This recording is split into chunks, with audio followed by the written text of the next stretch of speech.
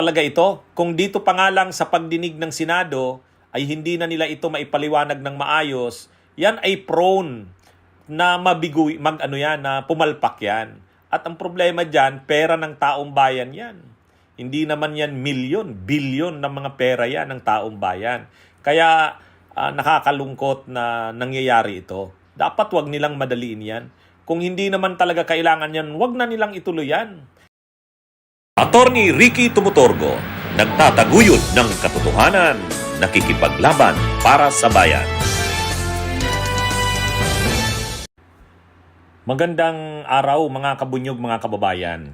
Ngayon, itong kontrobersyal na Maharlika Investment Fund o Maharlika Investment Corporation, ngayon ay nasa Senado na ito. Nagkakaroon na ng mga pagdinig sa Senado. Kasi ang hinahabol talaga ng Kongreso sa June, by June 2, kung saan magbe-break sila, bago yung pagbe-break nila ay maipasa na ito, maging panukalang batas na ito at mailusot na ng Kongreso para mapapirmahan na sa presidente ng Pilipinas. Kasi talagang priority measure ito ng presidente ng Pilipinas. Talagang kinukulit ito ni Marcos Jr. na priority niya itong Maharlika Investment Fund. Kaya lang sa nagiging pagdinig sa Senado, talagang nai-expose na masyadong minamadali, hindi na pag-aralan itong proposal na ito na pagbubuo ng Maharlika Investment Fund. Minamadali na sa pagdinig ng Senado, ilang hearings pa lang, ang dami ng tanong ng mga senador na hindi talaga nasasagot. Kung nasasagot man, talagang kahit yung sagot magulo. Ibig sabihin, kahit sa mga economic team ng gobyerno, yung mga representatives ng Department of Finance, mga representatives ng NEDA, ng DBM, talagang hindi nila kabisado kung anong gagawin. Ano ba talaga itong Maharlika Investment Fund? Makikita 'yan sa mga pagtatanong ng mga senador, lalo na yung mga pagtatanong ni Chis Escudero. Panuorin niyo uli yung mga pagtatanong ni Chis Escudero. What is the main objective of this fund? I've heard so many things from so many people that has changed so many times. So once and for all, ano ba yung gusto nating objective dito? We generate earnings via the investment fund in order to do what? Please.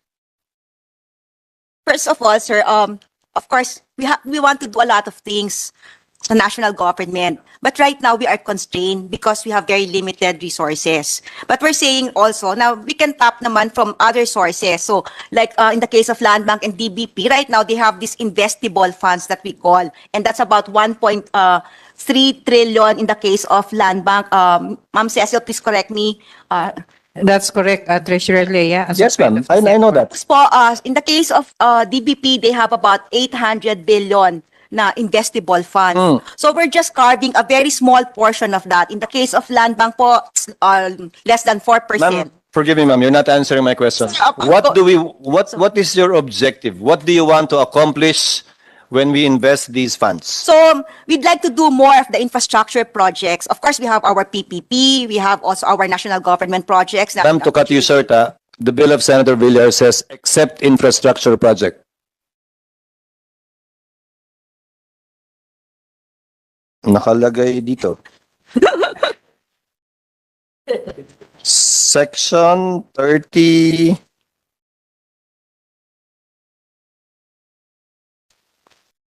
Pwede sa investment, pwede sa Yes, yung sa profits.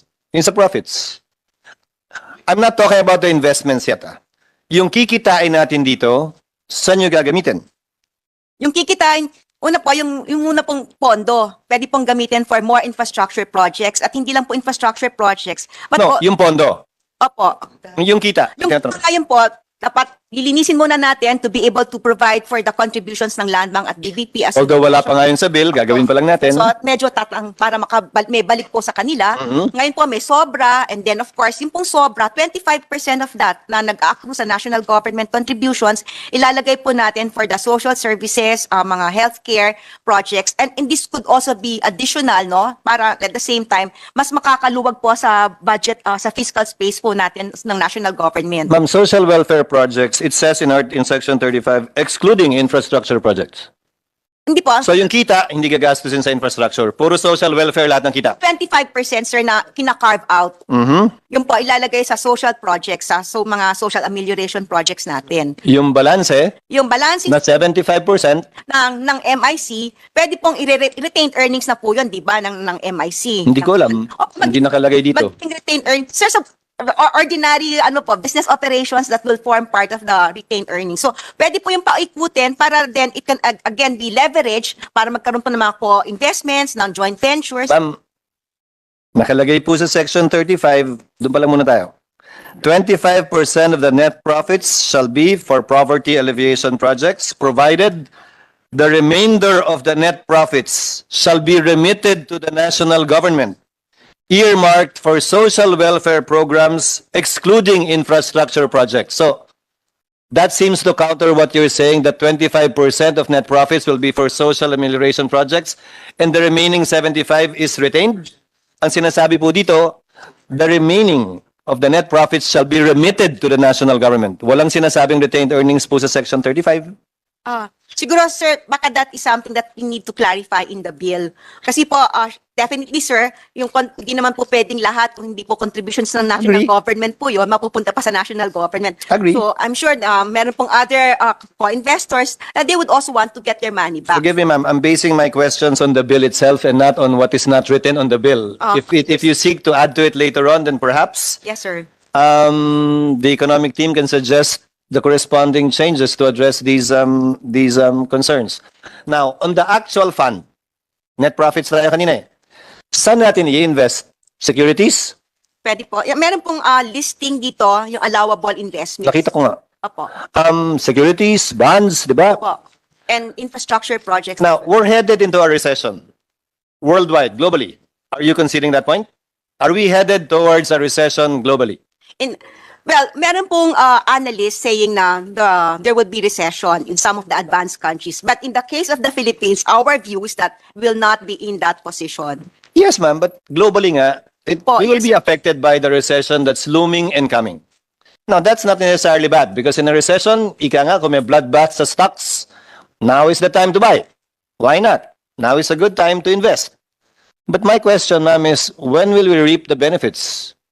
Usually, if stocks are low, then it takes about, in a recession, global recession, it will take about 2 to 3 years to recover. So, kikita tayo in 2 to 3 years kung mag-invest tayo sa stocks. Now, when you talk of bonds, when you talk of debt instruments, again, if we discuss it later on, DBP and Land Bank would want their respective ROI. I think it's DBP that owns the ERPs to MRT, right? Both? And you're earning how much? 18? 12% this time. Overall.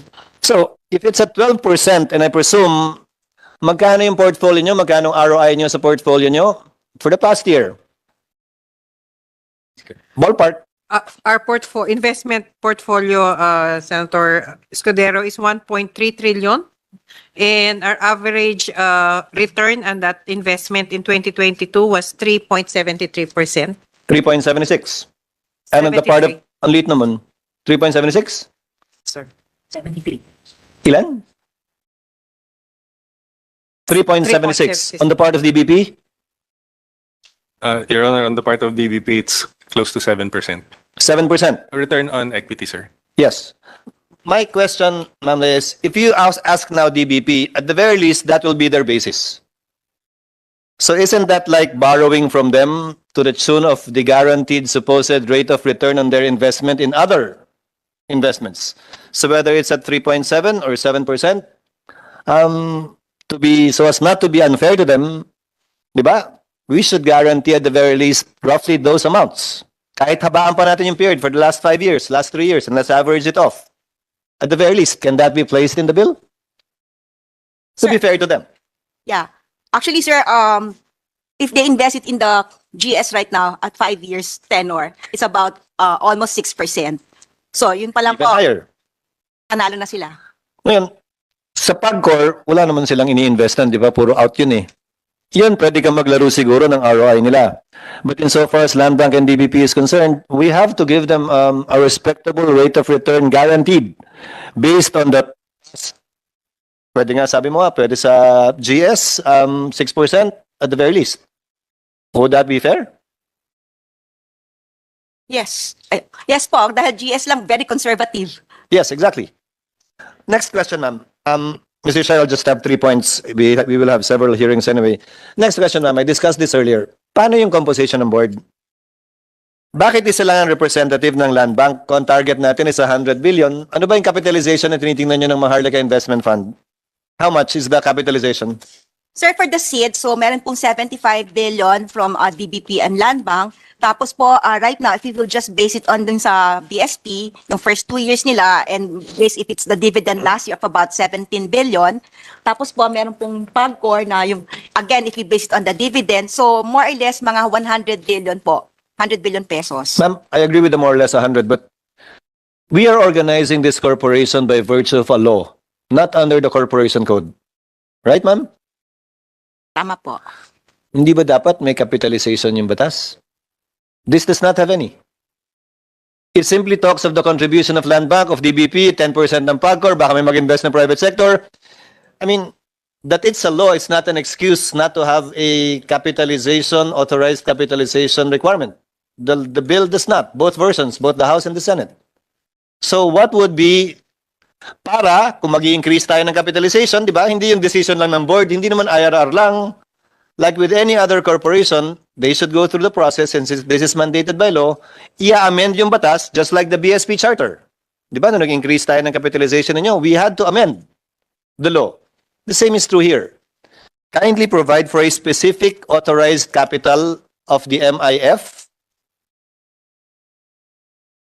And going to the composition, kung 100 billion yung lalagay nyo, ma'am, Land Bank 50 billion, again, Attorney Mortel, I think will agree with me that if the capital contribution of Land Bank is 50%, prudence and practice to protect their investment would dictate that 50% of the members of the board should come. Ganun naman yung corporation, di ba? 50% ng kapital galing sa akin, edi 50% ng board akin. Section 9. 25% ng kapital galing sa DBP, 25% galing sa kanila. Where did this formula come from? Now, if you want proper corporate governance, hindi ba tama lang na Land Bank should have the proportional representation in the board to their investment so that they can protect their investment? Same is true for DBP, same is true for PAGCOR, same is true for private individuals. In fact, you allocated already representation for future private investors na wala pa naman silang binibigay na pera. Why will they have one vote similar to Land Bank who contributed 50 billion? Isn't that, to say the least, unfair? Isn't that going against basic corporate governance and practice? Ma'am, please.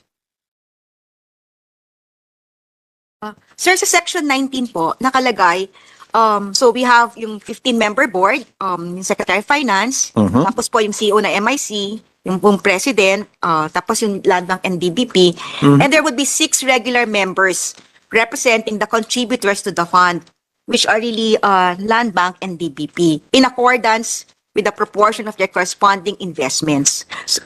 So baka... Ma'am, sa 6 lang nag-a-apply yung proportional contribution nila, hindi sa 15? Ganun ba yan? Unang beses kaya tayo makarating ng korporasyon na ganyan. Na meron kang cap kung ano saan mag-a-apply lang investment. Now, let's take your word for it. For example, kung 50% ang Land Bank, 25%, ang capital contribution is 75%.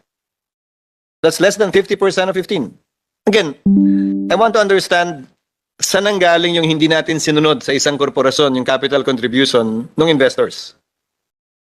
And since we do not know yet how much the 10% of PAGCOR will be, bibigyan mo pa sila ng share doon sa 6. And then the private sector are given 5. You don't even know. I mean, Sige, may independent director, but may academe. Nagbigay ba si academe? Si private sector na pipiliin niyo kung sino man negosyante siya, nagbigay ba siya? Did he invest? There must be some rhyme and reason behind it why we're choosing the people to sit there. The Secretary of Finance sits as the chairperson. May contribution ba ang national government? Or counted na yung contribution ng land bank that he chairs as I mean, no, I don't know. Is that how you look at it? I don't know.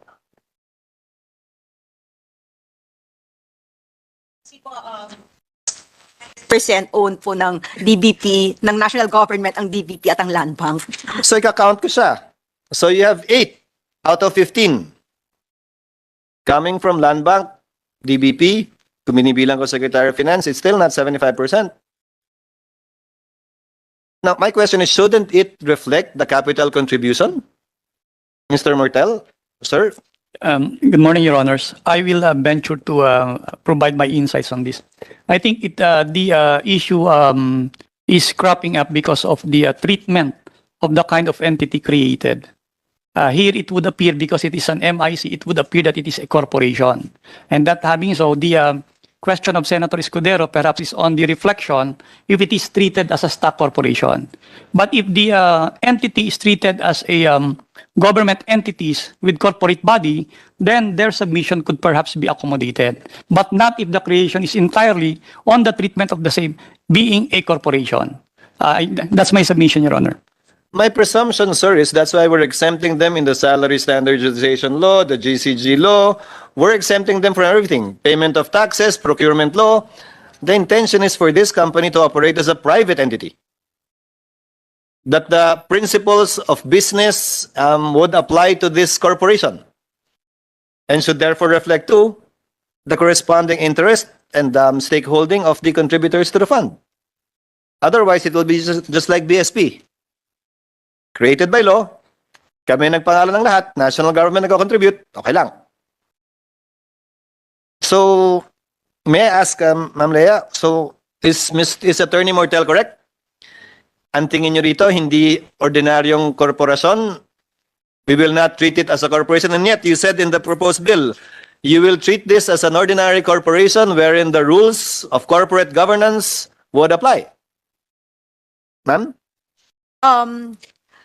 Given that the contributions are coming also from the state-owned enterprises, and eventually there would also be contributions from the national government, as we have cited from the proceeds of privatization, from some of the proceeds of the fiscal regime of the mining sector.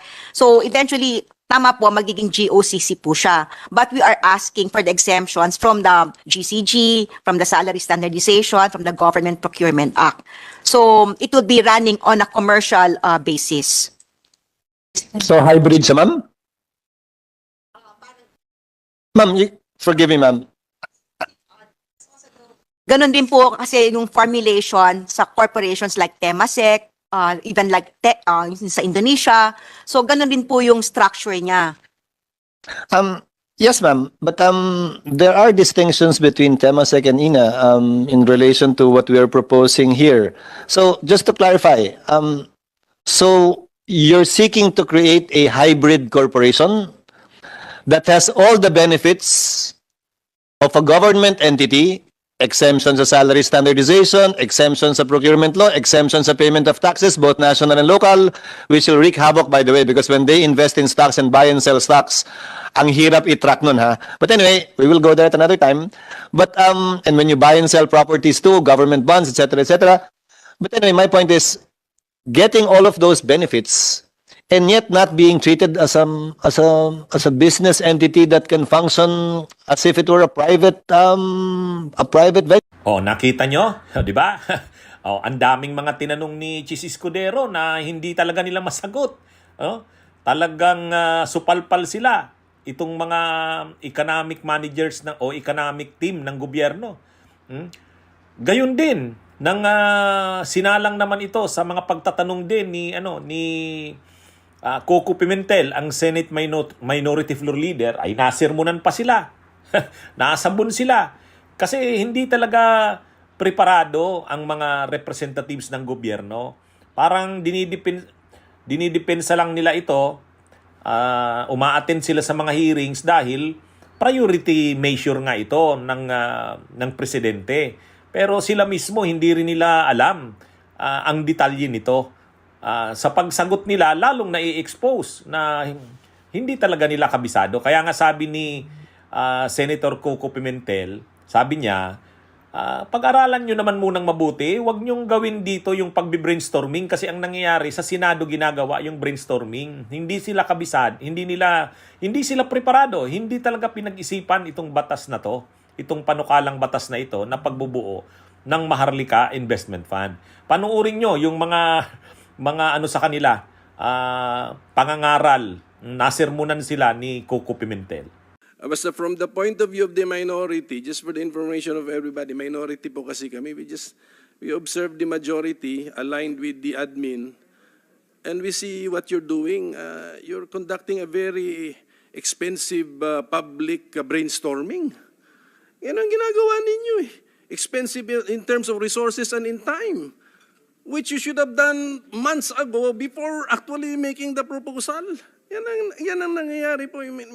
I see the National Treasurer sending instructions to the LBL Land Bank representatives to tone down the 14%.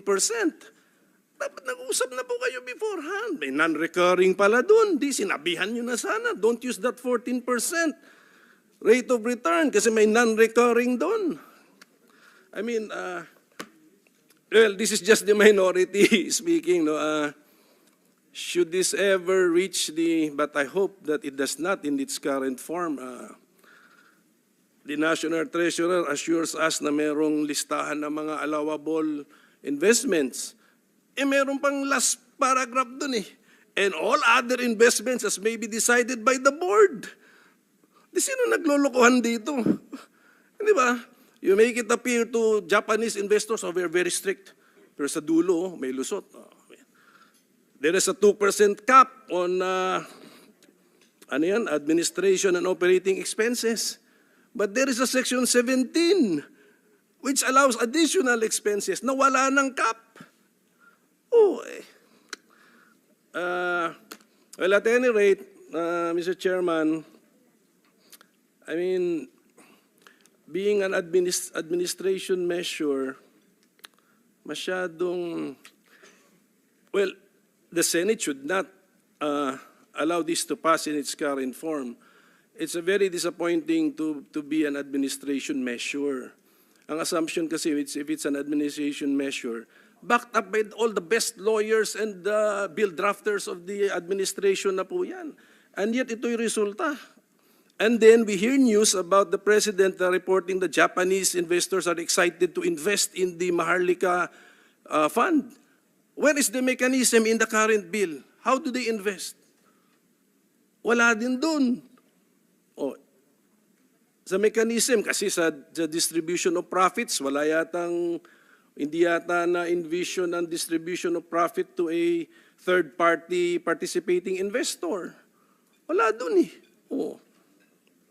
Tapos, this Maharlika Investment Corporation can directly give ayuda. Andun yung naka-insert yung word na directly. Ano naman meaning nun? I mean, another DSWD. So what are we doing here? I mean, di ba? I mean, there will now be ayuda distributed to the poorest of the poor. Ang tarpaulin sa likod is Maharlika Investment Corporation. Ano nangyari? What's happening? What is happening? What is the real purpose of this proposal? Hindi po namin makuha sa pagbabago ng anyo, nagbago ang anyo sa House, pagdating dito sa Senate. We notice also, Mr. Chairman, that yung bang introductory statement, yung explanatory note, no? Explanatory note of the bill of our chairman does no longer mention sovereign wealth fund. So definitely nag-shift na. But the bill mentions the Santiago Principles, which is about what? Sovereign wealth fund. So, ito from the minority lang po ito, no? I mean, sayang eh. I mean, an administration measure, and yet the quality of the proposal is that low, is that confused. Sana po ayusin na lang po muna ninyo so that, sayang, yung time ko sana na inaaral ko na ito sa RCEP, inaaral ko na ito sa cultural mapping, sa aral intervention program ni Senator Win Gatchalian. Ganun po nangyayari. We are really conducting a very expensive public brainstorming sessions on a proposal coming from the administration na not well thought out, not well planned. Naghahanap ang mga majority senators ng business plan. Wala! What's happening? So, yun lang po, Mr. Chairman. I hope this is not rushed. Whatever you can cure, please cure. The minority will just be here to observe how the majority is processing and handling this issue, and we will be ready with our questions during the plenary. But we are praying that this will not reach the plenary, Mr. Chairman, if ganito lang po kalito.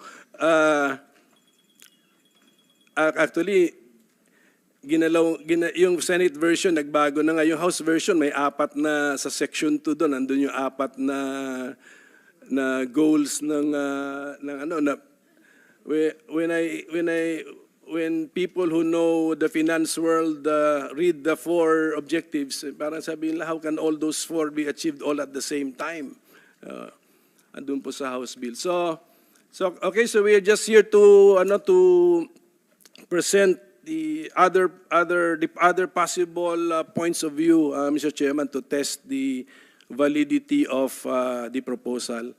So all the way from what is the real reason why we are entertaining this proposal, where would the funds come from, what will be the role of this corporation, yung mga safeguards, nandyan, all the way to the name. All the way to the name. At the plenary level, we will ask even about the name of the corporation, Mr. President. Di ba? Napanood nyo mga kabunyog yung mga mga sa kanila. Grabe Tama naman yung mga obserbasyon ni Coco Pimentel pareho lang ng mga obserbasyon ni Chis Escudero. Kaya sa tinatakbo ngayon ng pagdinig ng Senado, malinaw, talaga ito? Kung dito pa nga lang sa pagdinig ng Senado ay hindi na nila ito maipaliwanag ng maayos, yan ay prone na mabigoy, na pumalpak yan. At ang problema dyan, pera ng taong bayan yan. Hindi naman yan milyon, bilyon ng mga pera yan ng taong bayan. Kaya nakakalungkot na nangyayari ito. Dapat wag nilang madaliin yan. Kung hindi naman talaga kailangan yan, wag na nilang ituloy yan. At ang test niyan kung kailangan ba talaga yan, yung mga pagdinig. Kung sa pagdinig sa Kongreso, lalo sa Senado, hindi nila kayang ipaliwanag yan, paano papatakbuhin, ay wag nang ituloy yan. Kasi mabibigo lang yan. Malulugi lang ang bayan. O yan po, ito po si Attorney Ricky Tumutorgo, Attorney Enzo Recto, at yan po ang ating komentaryo, update sa issue po ng Maharlika Investment Fund. Bunyog, halikan na kasama ka. Bunyog, kapag buklod ay may pag-asa. Luzon, Visayas, Mindanao, isa ang pananaw. Sa bagong Pilipinas ang bunyog isisigaw.